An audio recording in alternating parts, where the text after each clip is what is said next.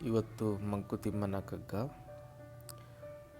ಹುಲ್ಲಾಗು ಬೆಟ್ಟದಡಿ ಮನೆಗೆ ಮಲ್ಲಿಗೆಯಾಗು, ಕಲ್ಲಾಗು ಕಷ್ಟಗಳ ಮಳೆಯ ವಿಧಿ ಸುರಿಯೆ. ಹುಲ್ಲಾಗು ಬೆಟ್ಟದಡಿ ಮನೆಗೆ ಮಲ್ಲಿಗೆಯಾಗು, ಕಲ್ಲಾಗು ಕಷ್ಟಗಳ ಮಳೆಯ ವಿಧಿ ಸುರಿಯೆ.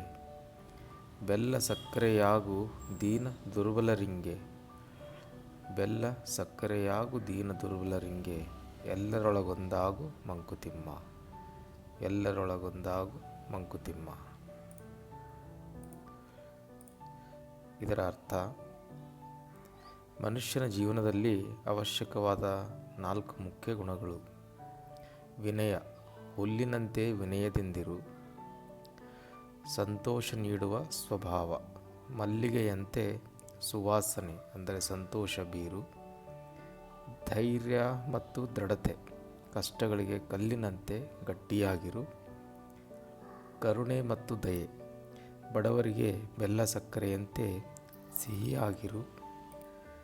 ಈ ಎಲ್ಲ ಗುಣಗಳನ್ನು ಹೊಂದಿ ಸಮಾಜದಲ್ಲಿ ಎಲ್ಲರೊಂದಿಗೆ ಬೆರೆತು ಬಾಳಬೇಕೆಂದು DVGಯವರು ಮಂಕುತಿಮ್ಮನ ಮೂಲಕ ಹೇಳುತ್ತಾರೆ. ಧನ್ಯವಾದಗಳು.